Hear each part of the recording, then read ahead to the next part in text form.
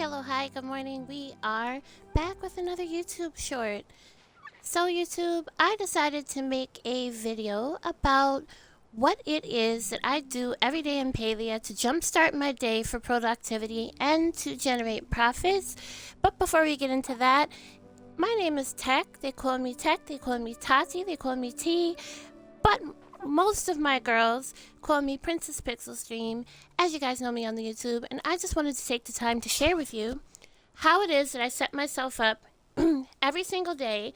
Little habits in Palia, especially if you're new, you want to start these habits now so that they become ingrained and so that they just become an effortless part of your routine. The more you do this, the quicker it ends up going in the morning once it becomes a habit, and you will find that certain habits just set you up kind of on autopilot for, not even kind of, on autopilot. You will have a certain portion of profits that are just guaranteed every day if you follow these steps. This is what I do when I first get up and log on to Palia to play Palia.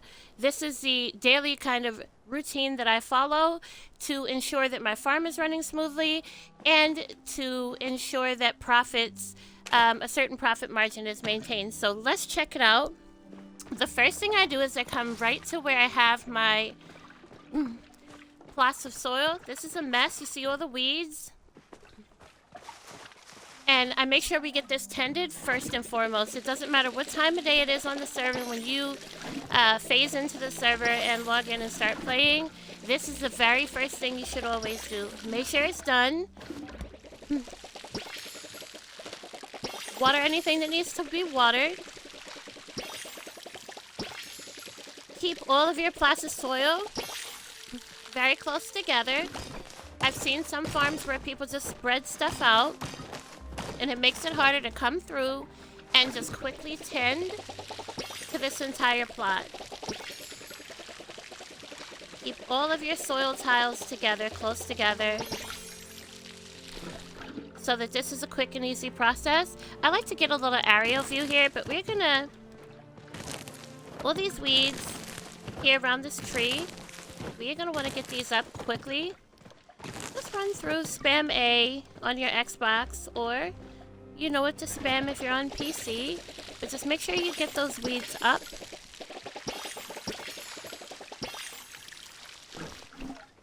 They don't sell for very much, the knotweed, but over time, I think most people would be pleasantly surprised at how much of your profit really comes from pulling up and selling these weeds. Now, just like that, everything is watered. We do have some empties here that we will need to water, so let's count those. We have 2, I'm counting 4, and 6. So 6, and then I have certain repeater crops that I grow. So because my main food is soon tofu, and we'll talk about main food in a second, but I want to keep beans. We want to keep rice and wheat growing here. But then this is my cash crop. We have blueberries for jam. We have apples for jam, but I always recommend keeping 2 apple trees, even though they do take up a lot of tiles. And I have 1 rock hopper pumpkin patch right there. And then we have 2 of the spicy peppers. Again, my food is soon tofu. And we'll get into what I mean by that in just a moment. Let's go into our bin.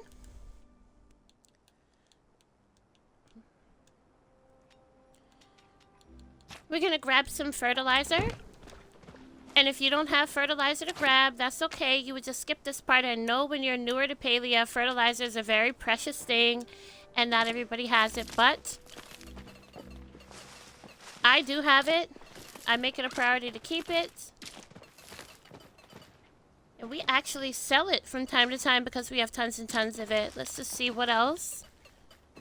Fertilizer held up pretty good overnight, so we're just gonna leave it at that. And we had 6. And I think right now what I want personally just from my farm, I think it's going to be wheat. So let's go ahead and grab the wheat. 1, 2, 3, 4, 5, and 6. Whoops. Maybe a few too many. And we'll put our fertilizer back. And let's just get these tiles or squares plant it out. And just like that,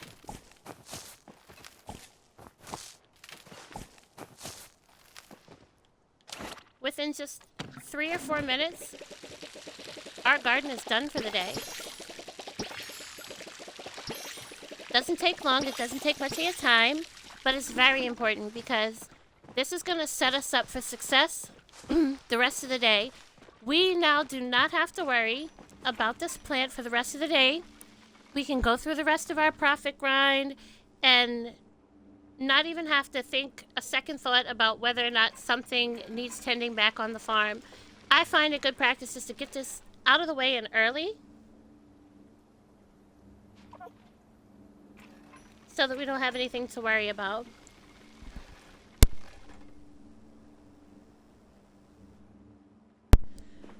Alright guys, next thing I like to do is I like to refill my watering can. Whether you have a well here, and I really wish they would put water in the bottom of our wells. We know they can do that because it's done to the well at our ranch. But here, it's just, we're pulling grass up. When we go to get water, we're getting grass. I really wish they would fix this aesthetically. But once you have this done, come over and refill your watering can. If you do not have this beautiful well from Badru, then you're going to need to go and find an alternate water source. But either way, it's good practice to just fill your can back up so that you're ready to go for the next time. The next thing I like to do is go check all my bins. Look at my worm bins. When I say I have a lot of fertilizer, I mean it. And you can too. You might not get the glowworms right away, and that's what this is. This is a glowworm farm, but you will definitely get your regular worm farms sooner than later in the game. And when you do, you're going to want to keep them full. They're very important. The fertilizer sells, and I'll show you how well they sell in a moment.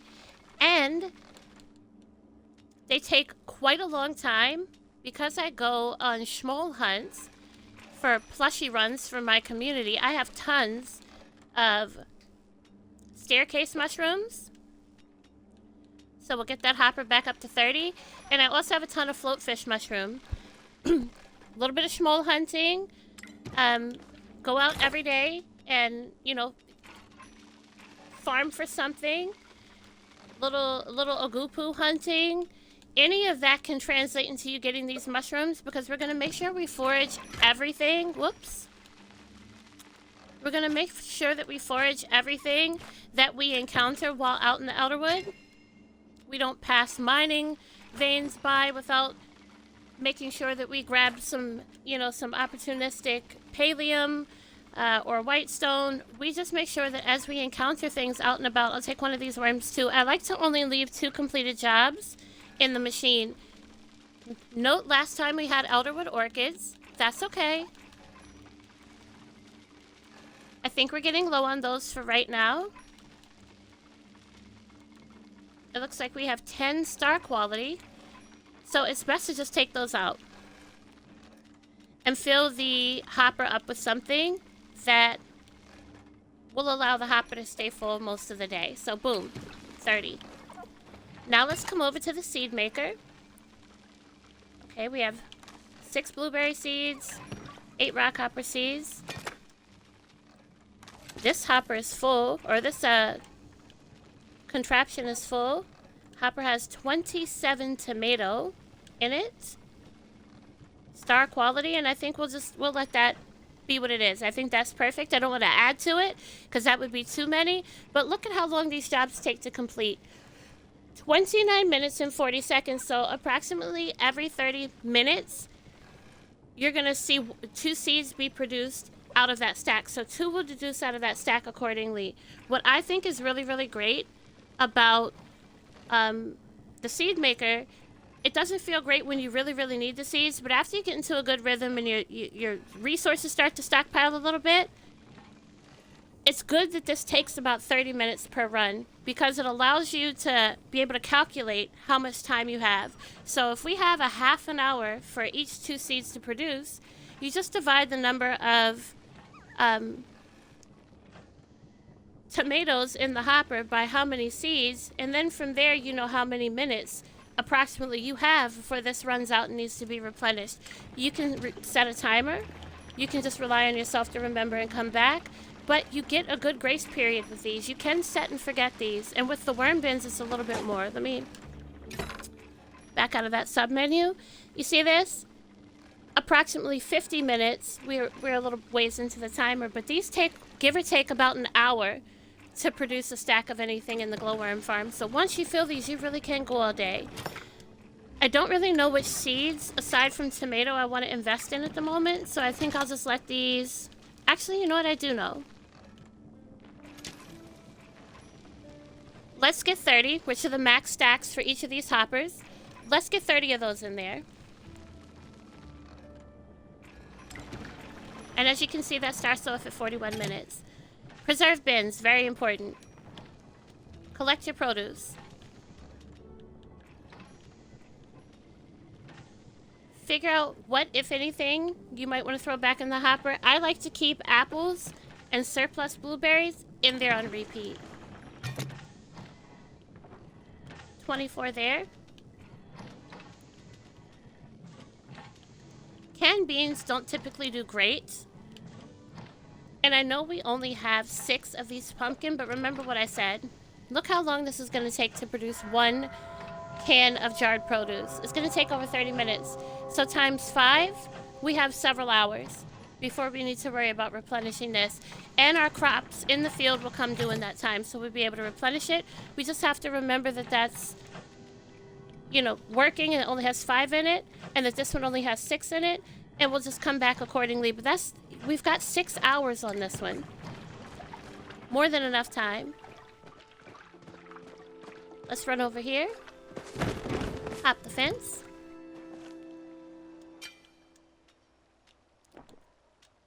Okay, so this is pickled carrot. We worked with what we had yesterday. Surplus fertilizer will sell. Of course, that knapweed will sell. And some people might say, well, Tati, why on earth would you keep those worm bins full, forage enough to have supplies to keep the worm bins full, really cater to the worm bins, only to turn around and sell your produce? Well, money is why. Look, we have about 60, give or take, almost 70 jars of canned produce that were made passively. We didn't have to sit over them and wait for them. We set the contraption and forgot about it. And then the same with the worm bins. We have 3, 4, 5, 6, 7, just under 750 of the quality fertilizer, and we're at 9,865 gold just for what we did passively. This is the end result of us setting those machines and leaving them alone hours ago. So this is your passive income. And that is the best in-your-face reason why to wake up and make crop tending, re-fertilizing, replanting, watering, tilling part of your daily routine. Not to mention the little odds and ends that you'll frequently get from just tilling your garden out. Very, very important. Do not skip this step. Extremely important. Look at all the seeds that we produced. Over 100 various seeds. Those will actually go in the bank, but that is why. Get up every single morning and tend your... We're in the Lunar New Year event. People that come by and see this video a little bit later might say, what is that? Or maybe you guys have become so familiar with it by that time that it's like, oh, it's just Lunar New Year when she was recording. This is our first ever Lunar New Year event, and I'm doing a separate video on that. So if you are watching this video fairly shortly after it was posted, 2026, February-ish, look for a video in my library that also speaks on the whole process of dyeing this beautiful ticket that I have here, what those tickets get you, because they do get you something. It's not just a cute cutscene, you get a present for it, and all about the new annual Luna Magi Market, which is going to be a recurring new feature in Palia that we're really excited about. That said, here we are. The very next thing that I do every day, and I need it today, I'm doing really bad on food because I went to the ranch the other day and fed my animals all of my soon tofu. I didn't know what else to feed them. And the The Ormus have quite an appetite, so if I wanted to fill that bar full, I had to do what I had to do, you guys. So now I have no food because I put my animals first. My food of choice in this game is Soon Tofu. I chose it to be the go-to food for me because of what it yields in focus versus the size of my focus bar. My focus bar is maxed out at 1,000. And because of the availability of the ingredients that are required for it, and how time-consuming it is or isn't to make was a factor, and how easy it was to make, how many stove interactions, prep interactions, etc. Because I wanted something that was going to check all those boxes in a way where it's easy to get up in the morning, be able to put my hands on the ingredients, and knock stacks of these out. I don't like to leave the house without having about 30 food. So this is the very second most thing that I do in my day, and it makes sense to do it after you've tended your garden because then you automatically have a little more produce to allot to the making of this food. As my Ferris sits on the counter, very unsanitary, most unsavory banded Ferris.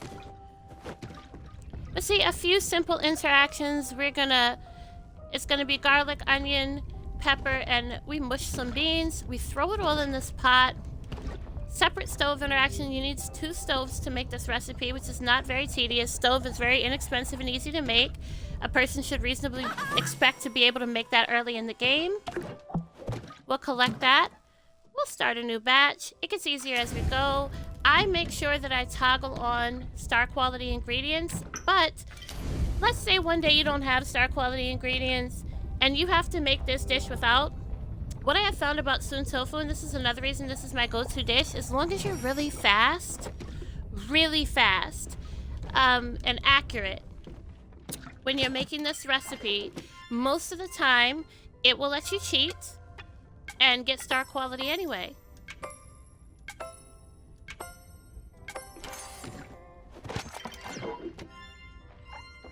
And there's not a whole lot to mess up here. The prep, the rice, very easy and straightforward.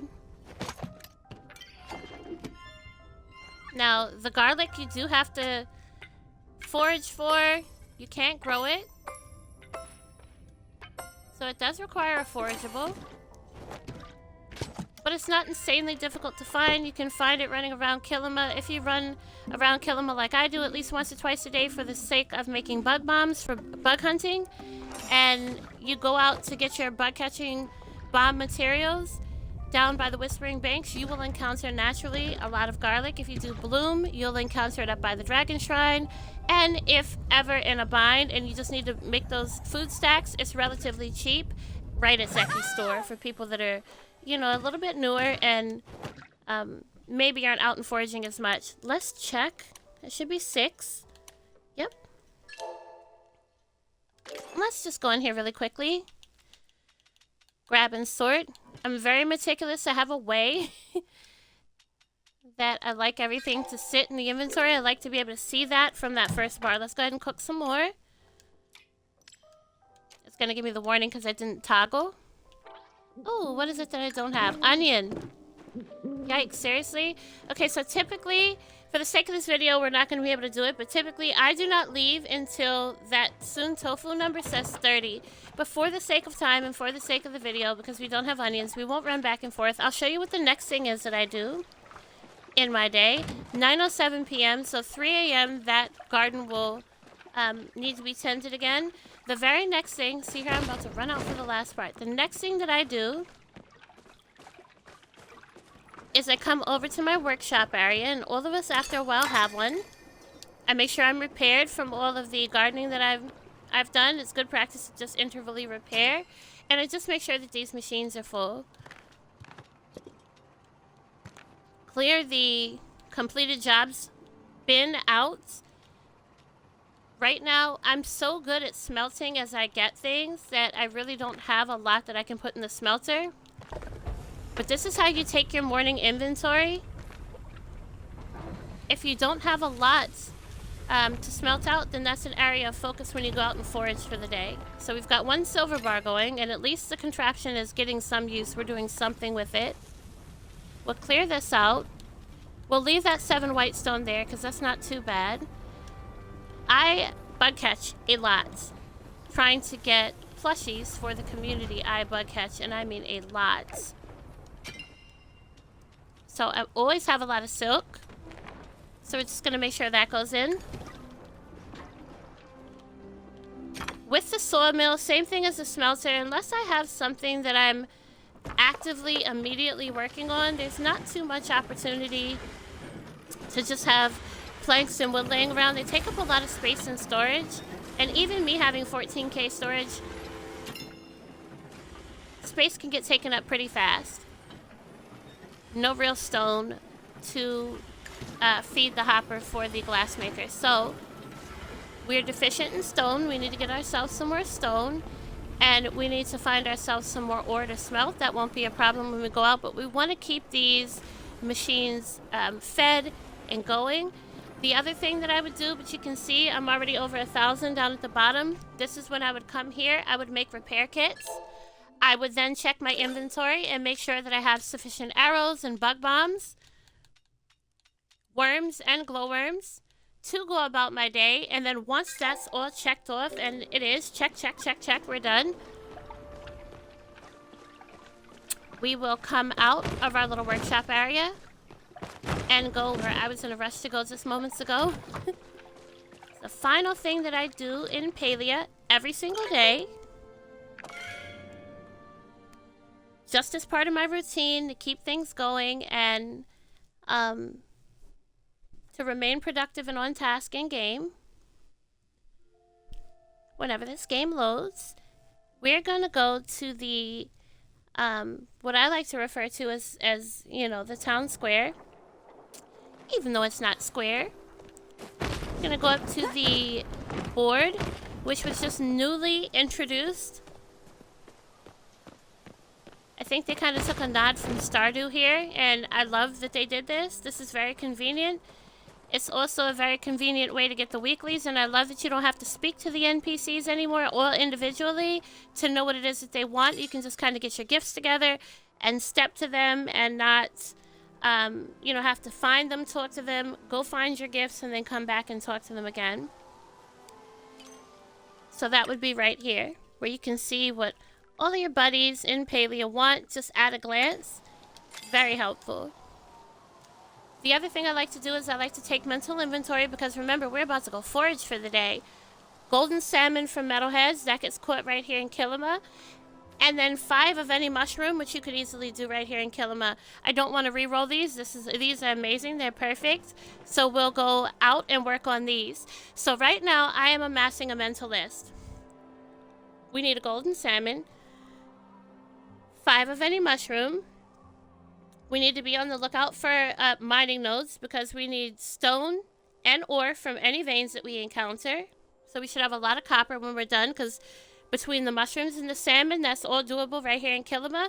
So we're going to be in Kilima looking for golden salmon, mushrooms, and we're not going to miss out on any of the rich veins that are out there with our stone and our ore. And if we decide we might want to chop down just a little bit of sapwood to put in the sawmills, they don't sell for very much, only about 1 gold per plank, but that's also a very worthwhile expenditure of our time. I did just recently help people do bundles for this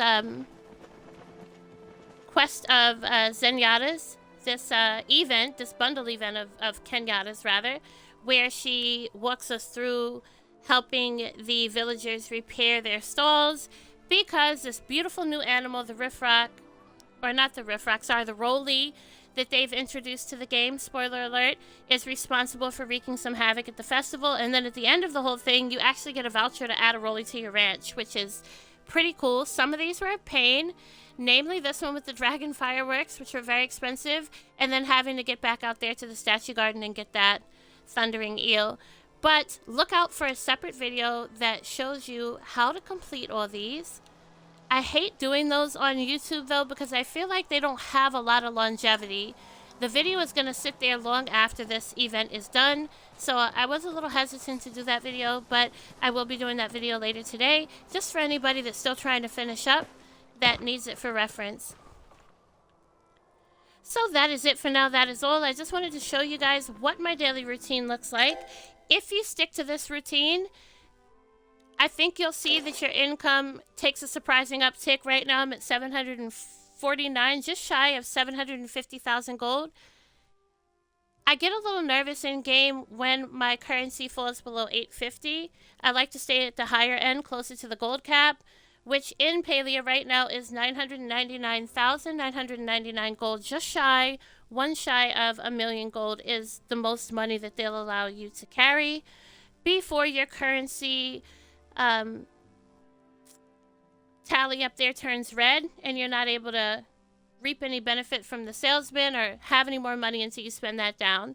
So in about 100,000 gold or so, I'll stop focusing on profit grinds and just rely on this daily routine only to generate income. But this is a very essential part of your day. Get in early into forming habits and routines in Palia that will set you up for long-term success. And I really think the way that I do things in the morning is extremely smart. There's our little rolly right there. They're like armadillos. They're very cute. And I can't wait to be able to get them on my farm. I'm going to have to sell or donate an animal in order to do that. And I hate to do that because I'm kind of in love with all my animals. But that is my daily routine. From here, I jump down to this board and I go off and I forage all the things that I need to complete the quest board. I go into the different zones and I mine all of the ore, Bahari, Kilima, Elderwood. I just make full rounds in the game for forageables. And then I come back and decide what I'm going to do after I repeat what I just did here. I refill my hoppers, I tend my garden again about that time, and then I say, what is going to be the focus for the day? Most days, it is getting plushies for the community.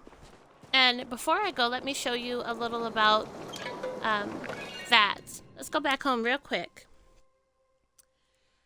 So I am a YouTuber and a Twitch streamer. I stream Palia. I stream other cozy games like Stardew Valley and Disney Dreamlight Valley. I have codes for you in Disney Dreamlight Valley. I have a treasure trove for you in Disney Dreamlight that you can visit. And in Palia, I offer daily friend gifts. And we go on cooking parties. We have hunting parties. We do a lot of fun things together. But the majority of my Twitch content, not only is it just kind of vibing and playing games with you guys and showing you some of the insane builds that I create in the game, decorating inspo and just offering to quest up and, you know, party up and go out and tackle some things together, like getting the bundles done. But I also do a lot of plushie hunting. So we go out and hunt game animals for the plushies. We go out and we do a lot of bug catching together as a community, and this is what results. Sorry I'm here at night where you can't see it as well, but this is my little plushie farm. This is where all the plushies that I catch when we go out on our excursions, either in a group or by myself, all the plushies that I catch end up here. They all end up here. Some of them, when I get too many of them, I'll go into the stalls and I'll trade for other things that the community wants more. We'll amass a huge collection of plushies for our community giveaways. And here are the new Riff Rocks. We have a couple of those, and I'm working on more. Have our little rock hoppers. I love their feet. But this is what comes from all of the bug catching that we do in big, huge groups. We go out into Bahari and Elderwood and parts of Kilima, and we just non-stop grind. We go on big hunting parties. I need more Choppa plushies, for instance, right now. We're getting a little bit low on Choppas. And even the potato pods. So do join me on Twitch. We have a lot of fun together. When you play with me in Palia, you do nothing alone. You have help with cooking. We have sushi cooking parties. We do bean burger together, or the more tedious and expensive recipes in the game to make so that you guys get free food. I give away plushies every single stream, and then once a month I have a big giveaway where I give away mystery outfit boxes, and I give away a huge amount of plushies, and for every 10 subs that I get in a calendar month between one major giveaway and the next, it adds one more mystery outfit box and 5 more plushies to the giveaway pool. And I've had insane giveaways before where I've given away up to 20 mystery box outfits in a single stream. So come be a part of the magic. We love each other. We support each other. It's all fun in chat. There are no stupid questions in chat. A bunch of knowledgeable, longtime Palia players are there to help the newer people and to make sure you guys get the gifts that you need and the assistance that you need to be off to a good start. Best tip that I can offer you is to just stay consistent and to establish a daily routine that makes sense. So just in this little bit of time that we've been together, this half hour or so, you've seen 9,800 in passive profits go in. But I guarantee you, if I were to take you out now, mining with me as we go to forage in Kilima, you would see a lot more. Usually 100 to 130,000 a day. Just over the course of me running around passively and organically just farming things that I need to keep my farm going. But that is my video for now. If you have liked this video, please get down in the chat below and let me know that you've enjoyed it and that it's been helpful. Give me a thumbs up and let me know that this content has been helpful to you. Let me know what you want to see and we will get it up on YouTube. Follow me on Twitch, Kick, Trovo, and Nemo TV, TEC09 on all platforms, and they'll be linked below. Thanks so much. Until next time, guys, take care. Bye.